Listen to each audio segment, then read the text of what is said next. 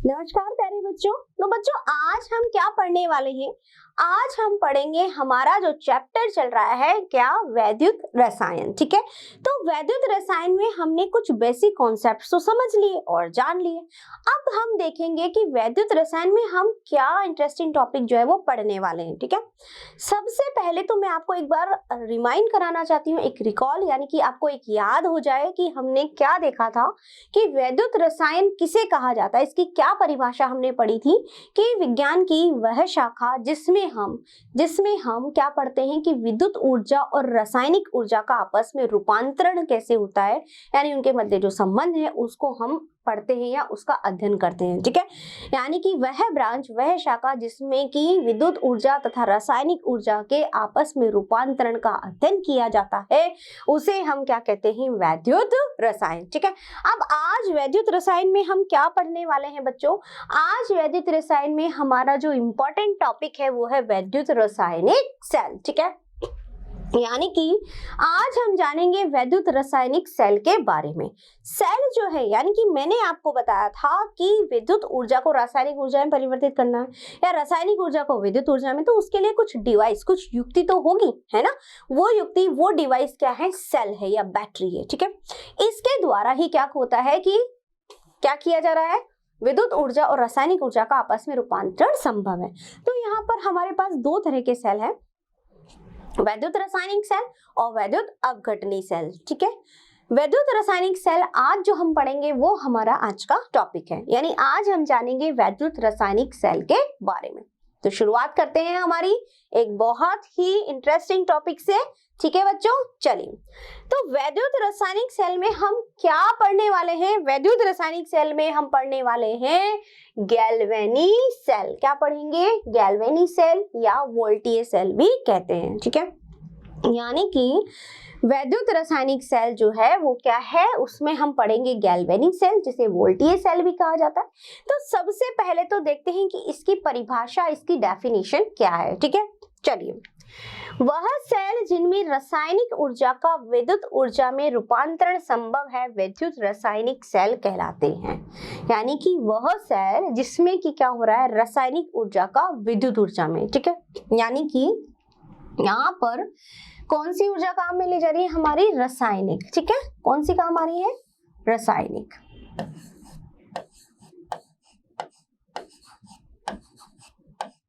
ठीक है, रासायनिक ऊर्जा को किस में परिवर्तित किया जा रहा है? वैद्युत ऊर्जा में। ठीक है,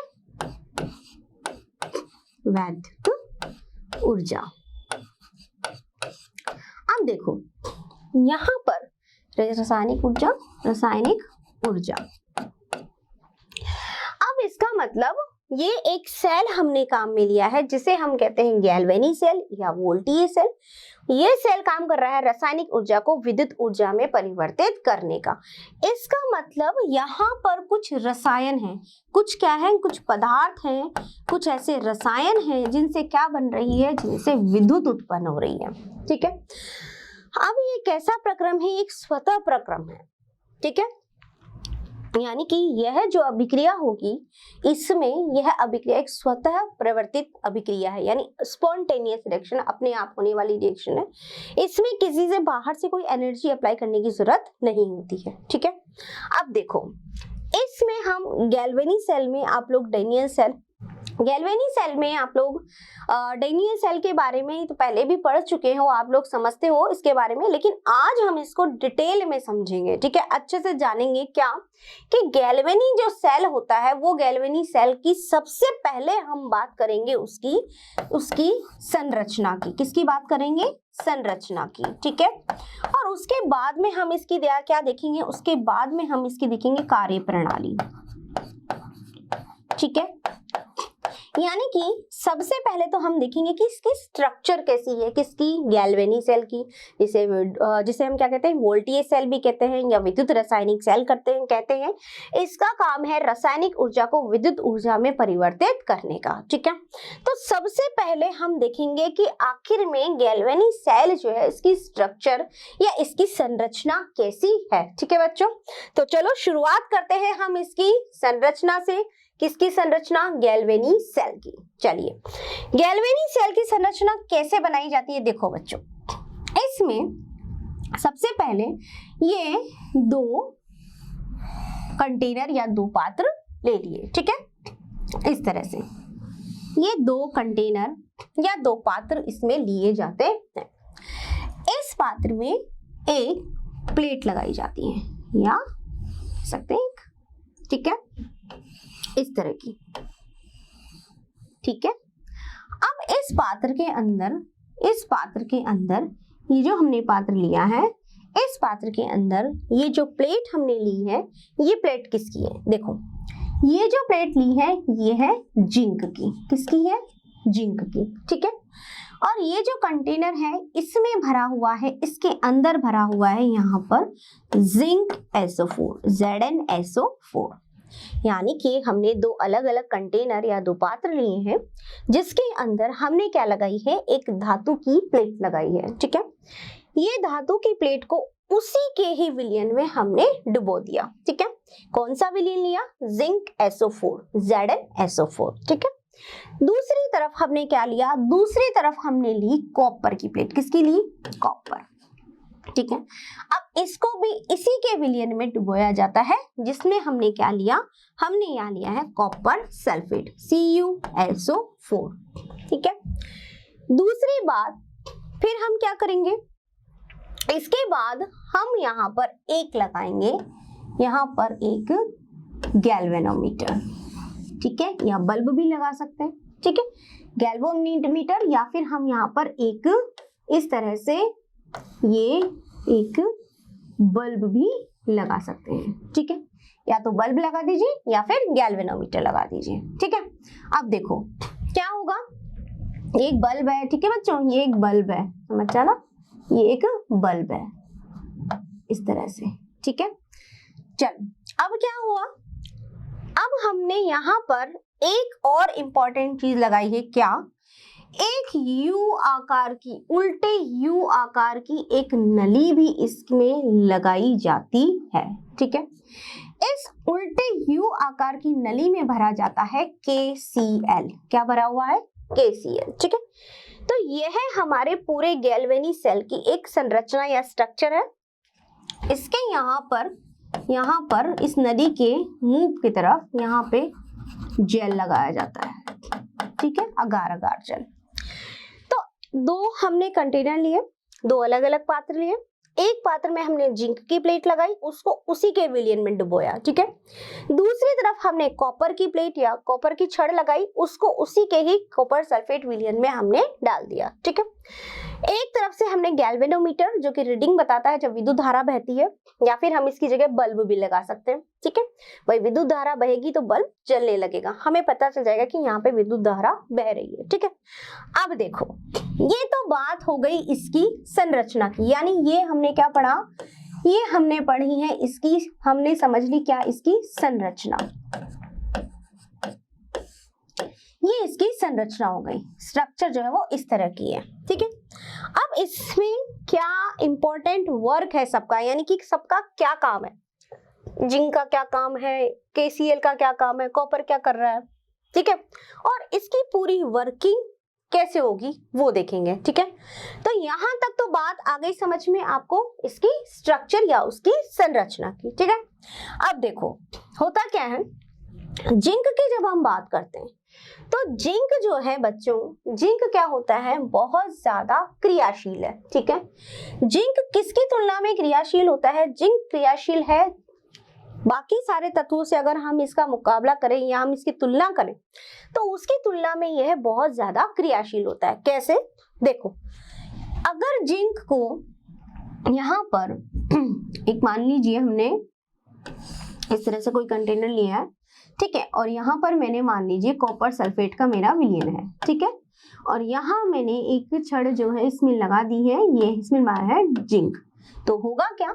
होगा ये बच्चों कि जो जिंक है ना, जिंक जो है ये प्रतिस्थापन अभिक्रिया करेगा, यानी कि यहाँ पर इसको क्या करेगा, प्रतिस्थापित, डिस्प्लेसमेंट रिएक्शन जिसे हम बोलते हैं, है ना, क्या करेगा, यानी कि जिंक की जब रिएक्शन हम करवाते हैं कॉपर सल्फेट के साथ में, तो क्या होगा, ये कॉपर को हटा देगा और खुद इसकी जगह ले लेगा, यानी कि क्या बन जाएगा, ZnSO4। ठीक है, तो इसको बोलते हैं, इस तरह से ये इसको विस्थापित कर देगा, यानी इसको डिस्प्लेस कर देगा, हटा देगा। क्यों?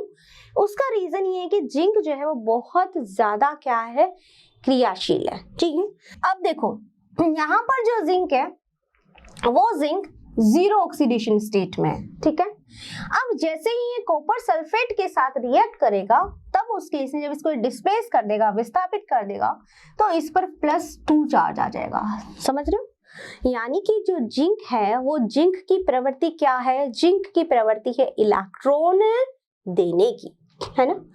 जब इलेक्ट्रॉन अगर ये त्यागेगा या इलेक्ट्रॉन इसमें से निकलेगा, तो हमने उसे क्या नाम दिया था, ऑक्सीकरण। क्या नाम दिया था, ऑक्सीकरण। ठीक है, तो यहाँ पर जो जिंक है, ये जिंक जो है इस विलयन में, ये जिंक है, इस जिंक ने इस विलयन में क्या किया, यहाँ पर ये क्या दे देगा, ये यहाँ पर दे देगा Zn+2, यानी कि 2 इलेक्ट्रॉन जो है वो त्याग देगा। क्या करेगा, 2 इलेक्ट्रॉन जो है वो त्याग देगा। ठीक है, जब इलेक्ट्रॉन ये त्याग देगा तो ये Zn से Zn+2 में हो जाएगा, है ना। तो जिंक जो प्लेट थी इसने इलेक्ट्रॉन दे दिए, और इलेक्ट्रॉन देने के बाद में ये क्या बन गया, Zn+2। ठीक है, अब यहाँ पर क्या बच गए बच्चों, यहाँ पर बच गए हैं इलेक्ट्रॉन। क्या बच गए हैं, इलेक्ट्रॉन। ठीक है, ये इलेक्ट्रॉन, ये इलेक्ट्रॉन। ठीक है, ये इलेक्ट्रॉन, और इलेक्ट्रॉन पे कौन सा चार्ज होता है, निगेटिव। कौन सा चार्ज होता है, निगेटिव, हमको पता है। ठीक है, तो इलेक्ट्रॉन जो है वो इसके ऊपर आ गया, क्या यहाँ से विलयन में क्या आ गया, विलयन में आ गया Zn+2। ठीक है, यानी कि ये जो जिंक है, इस जिंक ने इलेक्ट्रॉन दिया, इलेक्ट्रॉन दिया, इसका मतलब यहाँ पर क्या हो रहा है, यहाँ पर हो रहा है ऑक्सीकरण। क्या हो रहा है, इधर हो रहा है ऑक्सीकरण, यही हो रहा है ना। क्यों? क्योंकि ये इलेक्ट्रॉन दे रहा है, इलेक्ट्रॉन त्याग रहा है। ठीक है, जब इसने इलेक्ट्रॉन दिए या इलेक्ट्रॉन रिलीज किए, तो यहाँ पर क्या आ गया, Zn+2।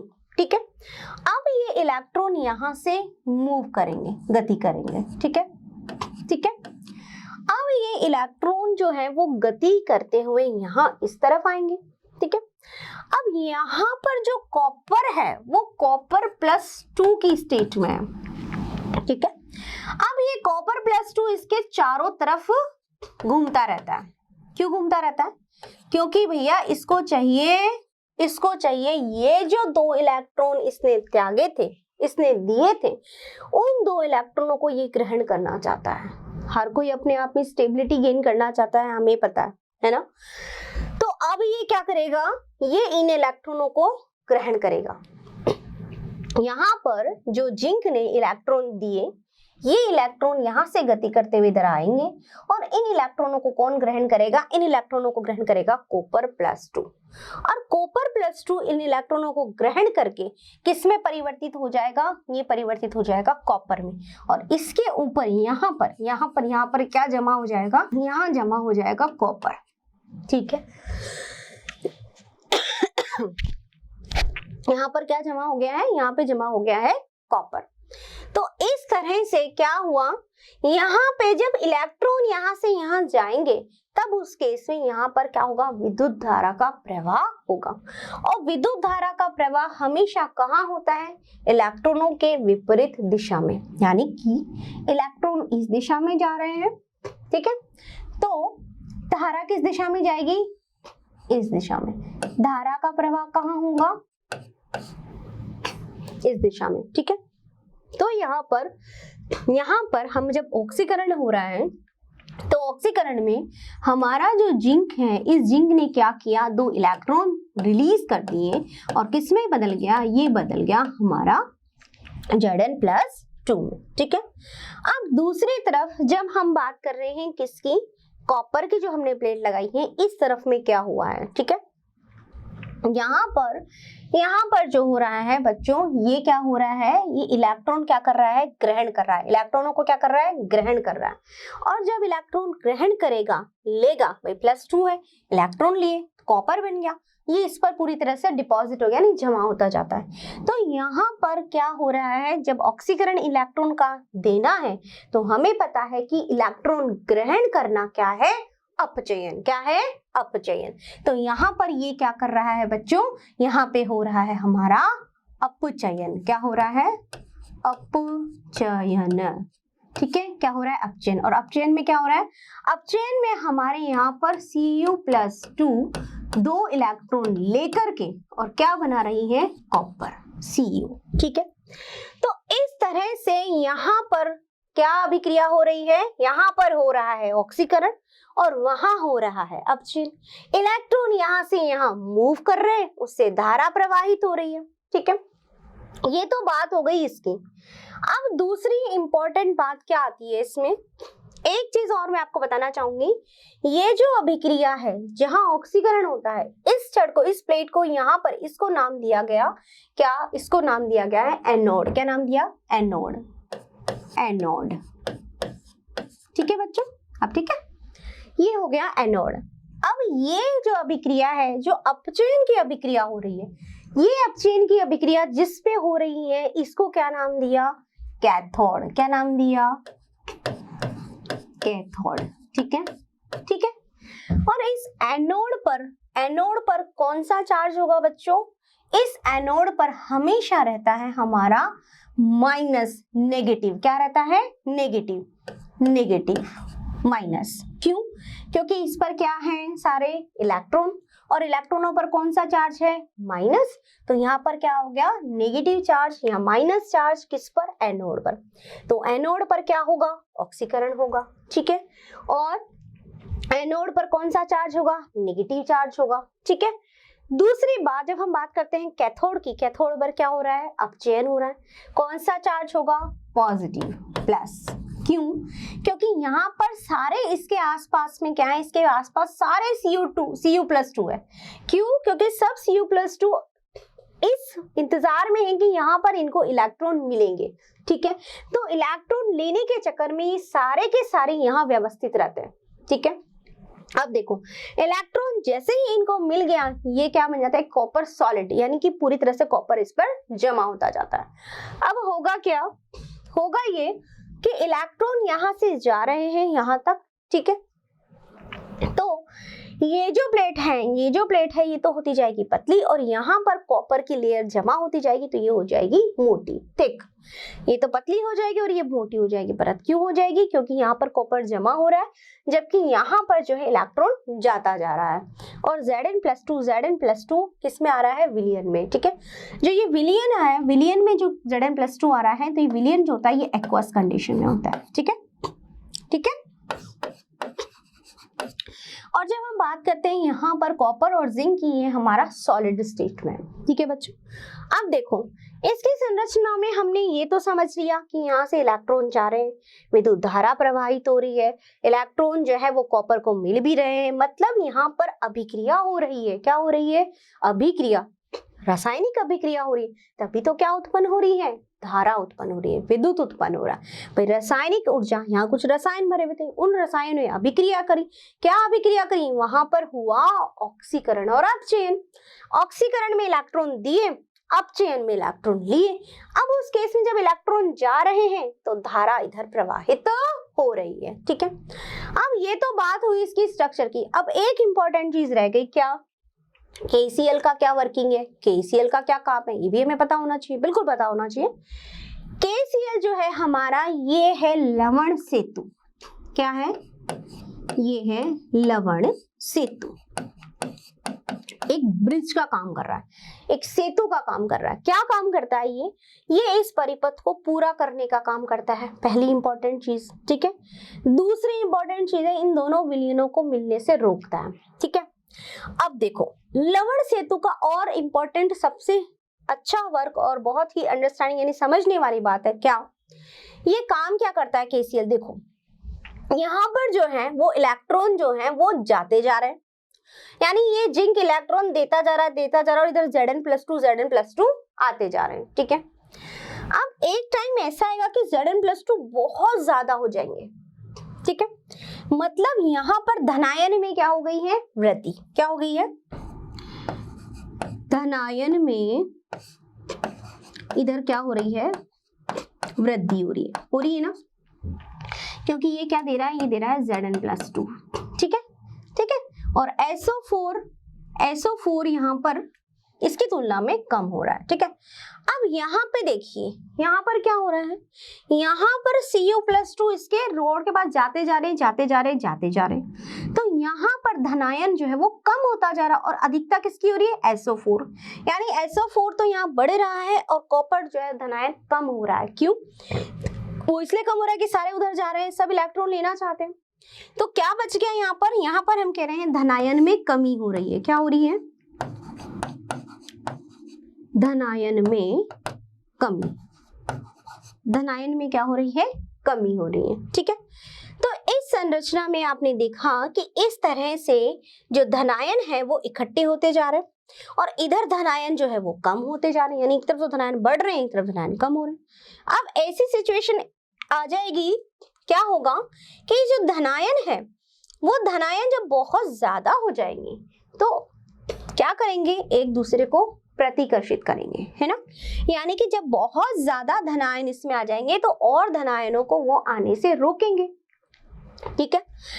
दूसरी बात, यहाँ पर जो है, यहाँ पर जो कॉपर सल्फेट में कॉपर की कमी होती जा रही है ना, और SO4 जो है वो बहुत ज्यादा हो रहा है। तो SO4 क्या करेगा, SO4 कॉपर को यहाँ जाने से रोकेगा क्योंकि उसके पास में कमी हो रही है, ठीक है। अब क्या होगा, अगर ऐसा केस हो जाता है तो वर्किंग जो है, इसका काम जो है वो बंद हो जाएगा।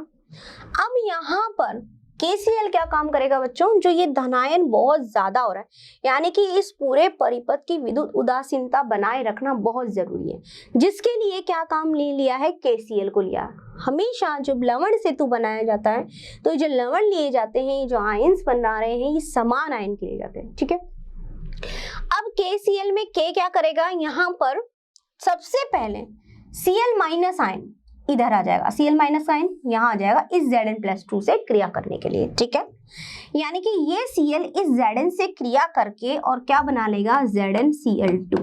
क्या बना लेगा, ZnCl2। तो ये जो बहुत ज्यादा धनायन हो रहे थे कम हो गए, ठीक है।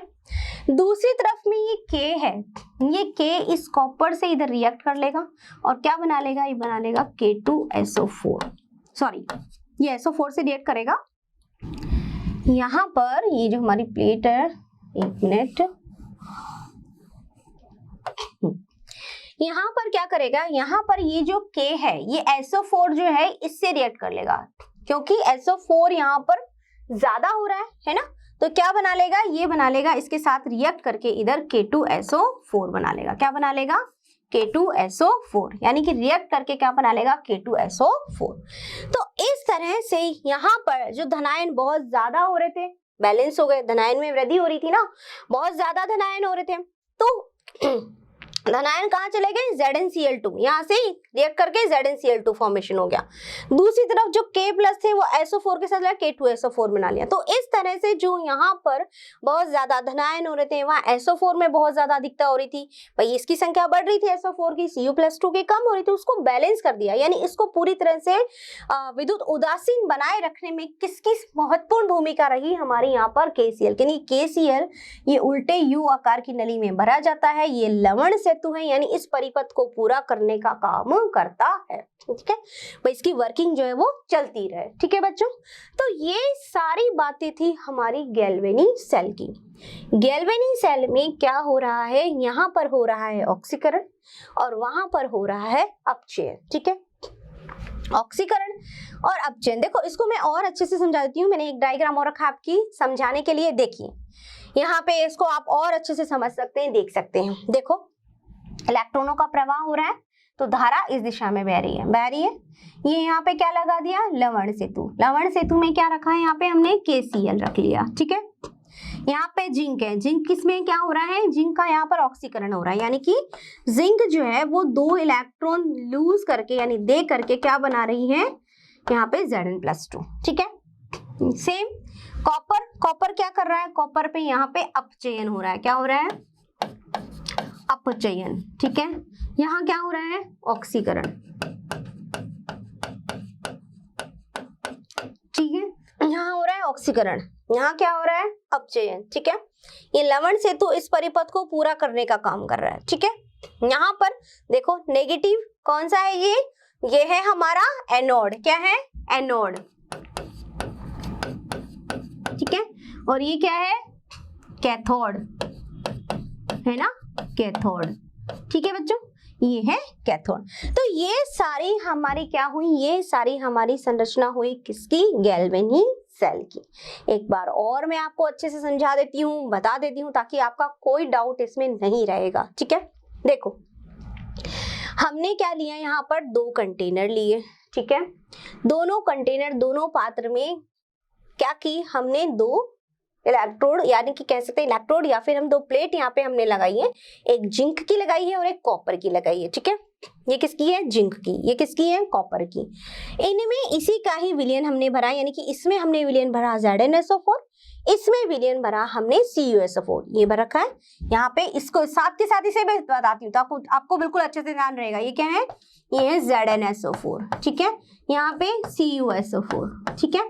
अब जिंक जो है वो ज्यादा क्रियाशील है, ज्यादा क्रियाशील है तो वो क्या करेगा, वो इलेक्ट्रॉन देगा, ठीक है। अब ये इलेक्ट्रॉन देता जा रहा, देता जा रहा, देता जा रहा, इलेक्ट्रॉन देता कौन, ZnSO4 में इलेक्ट्रॉन दे रहा, क्या बन जाएगा, Zn+2, किसमें आ जाएगा, Zn+2। तो ये इलेक्ट्रॉन कहाँ गए, ये इलेक्ट्रॉन इस प्लेट पे आ गए, ठीक है। अब ये इलेक्ट्रॉन यहाँ से यहाँ जा रहे हैं, कहाँ आ गए, कॉपर के पास। क्यों, क्योंकि कॉपर को रिक्वायरमेंट है, उसको जरूरत है ना। उसके पास में 2 इलेक्ट्रॉनों की कमी है, तो वो चाहता है कि 2 इलेक्ट्रॉन उसके पास आए। जब इलेक्ट्रॉन 2 उसके पास आ गए, तब उस केस में उसका क्या हो गया, अपचयन, ठीक है। यानी ऑक्सीकरण, इलेक्ट्रॉन देना, अपचयन यानी इलेक्ट्रॉन लिया। जब इसने इलेक्ट्रॉन लिया तो क्या बन गया, ये Cu, ठीक है। और हमेशा जब इलेक्ट्रॉन जिस दिशा में जाते हैं, धारा उसके विपरीत दिशा में बहेगी, ठीक है।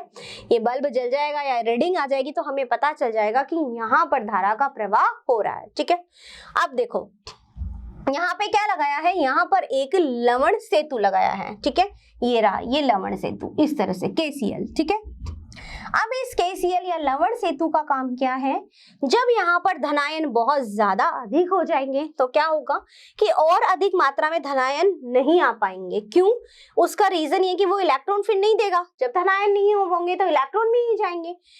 तब उस केस में इसको परिपथ को पूरा करने, यानी कि इसकी विद्युत उदासीनता बनी रही है, अभिक्रिया चलती रहे, इसके लिए लवण सेतु में क्या करेगा, जो Cl- है इस धनायनों को अपनी तरफ खींच लेगा, यानी कि रिएक्शन कर लेगा और ZnCl2 बना लेगा। इससे क्या हुआ, इससे धनायन में क्या हो गई, कमी आ गई, तो फिर से ये धनायन बनाना शुरू कर देगा, ठीक है। और ये अभिक्रिया चलती रहेगी।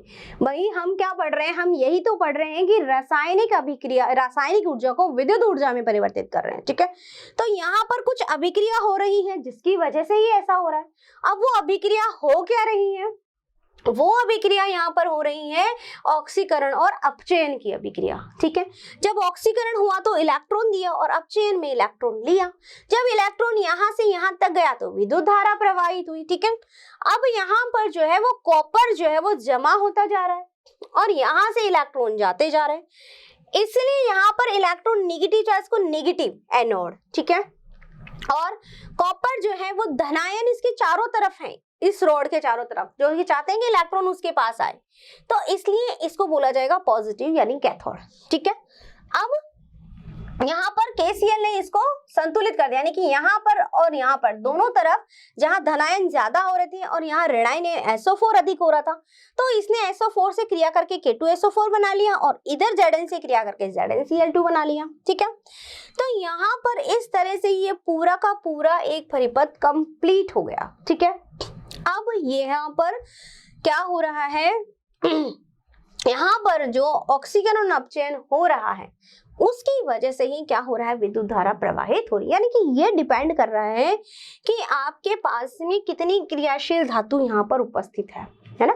तो वही क्या करेगी, इलेक्ट्रॉन देगी, ठीक है बच्चों। तो ये बात हुई इसकी पूरी की पूरी संरचना और इसकी क्रियाविधि के बारे में। अब देखो सबसे इंपॉर्टेंट चीज क्या, अब हम पढ़ेंगे इसकी अभिक्रिया को लिखा कैसे जाए, है ना।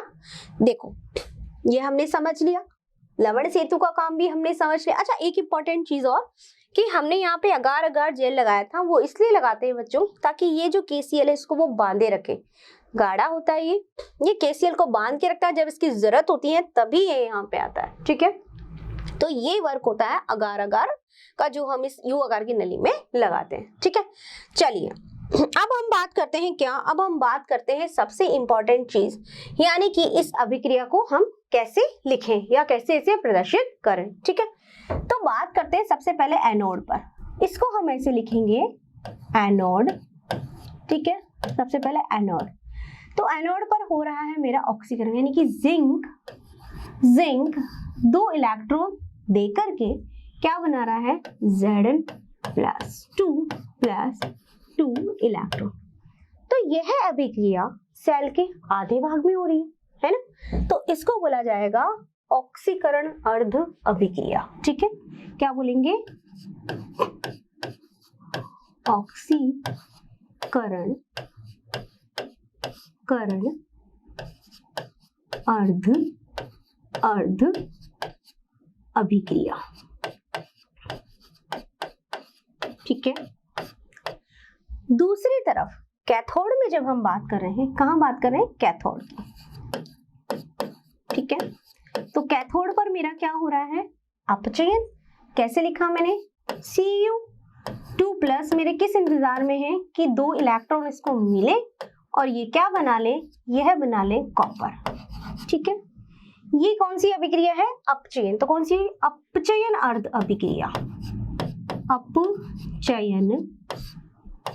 अपचयन अर्ध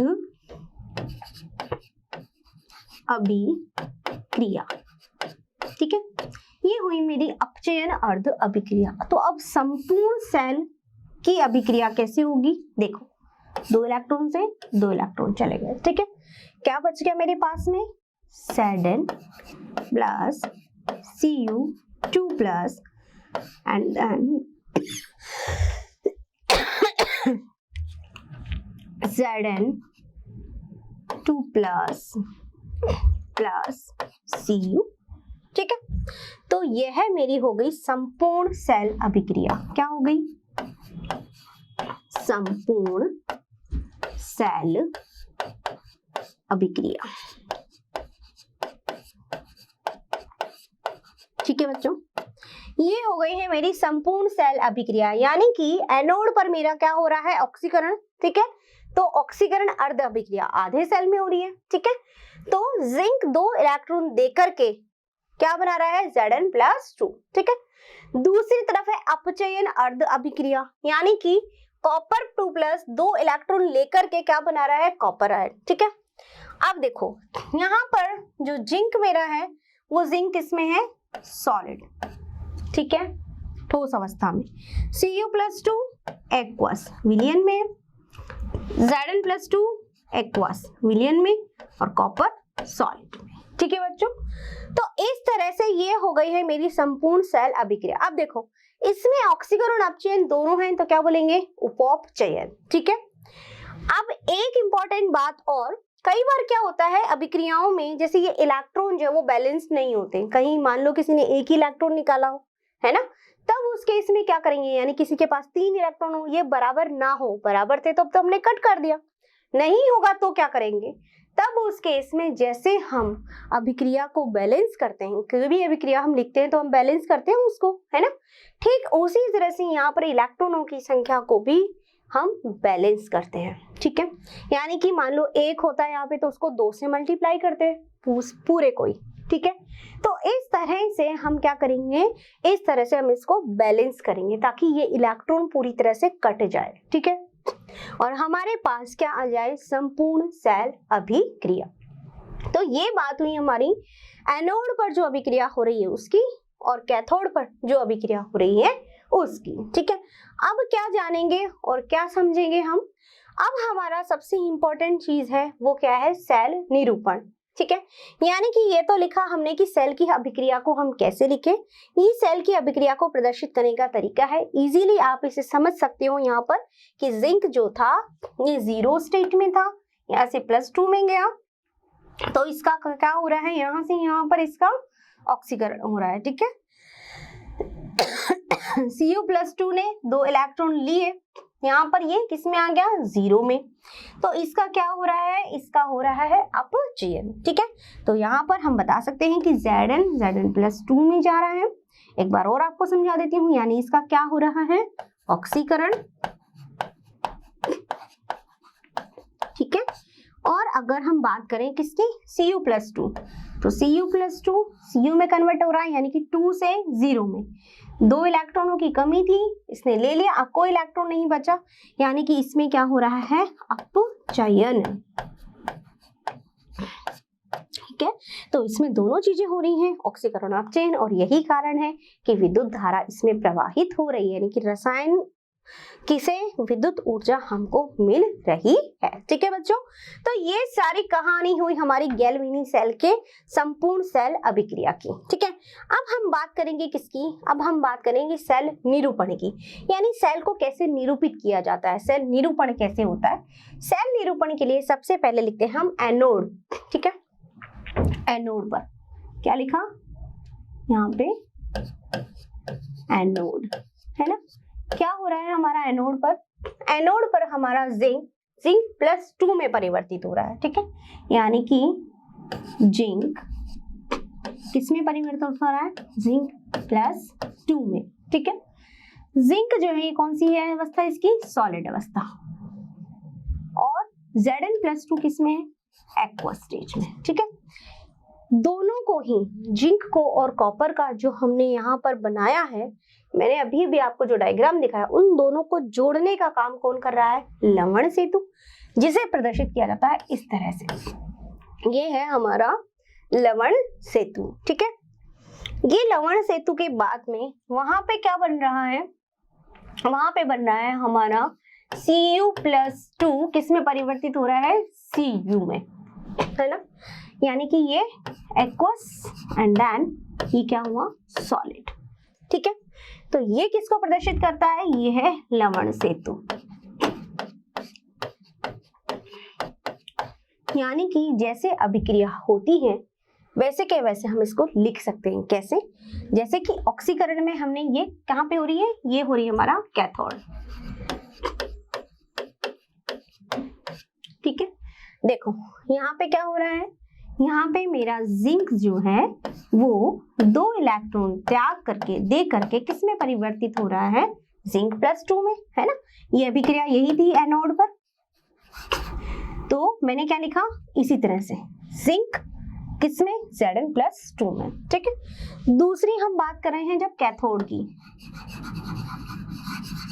ठीक है, कैथोड में क्या हो रहा है, कैथोड में यहाँ पर मेरा Cu+2 2 इलेक्ट्रॉन लेकर के क्या बना रहा है, C, यही मैंने लिखा Cu+2 एंड देन C, बस आपको इतना सा ध्यान रखना है, बिल्कुल एज इट इज लिखना है आपको। आपका क्या मिल जाएगा, ये सब क्या है, ये है हमारा सेल निरूपण। क्या है ये है सेल निरूपण,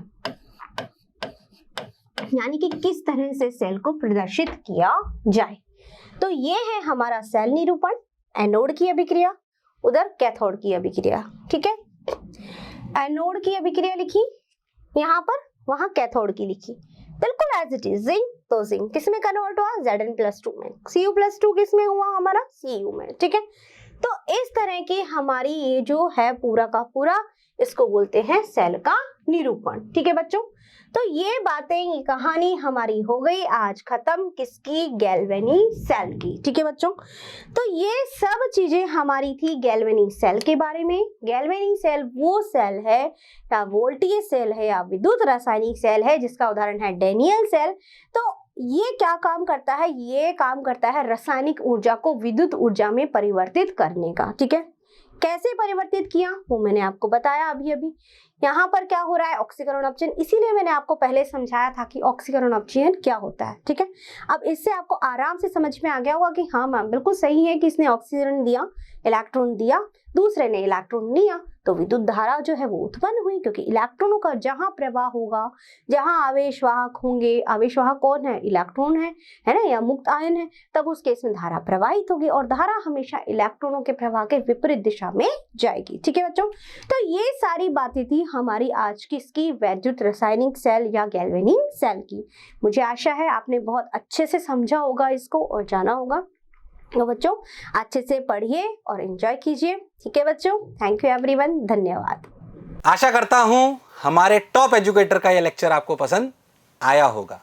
अगर पसंद आया है तो वीडियो को लाइक करिए, चैनल को सब्सक्राइब करिए और शेयर भी करिए, क्योंकि ज्ञान बांटने से बढ़ता है और सही बताऊं तो पुण्य भी मिलता है। मुझे सुनने के लिए बहुत बहुत धन्यवाद। Thank you.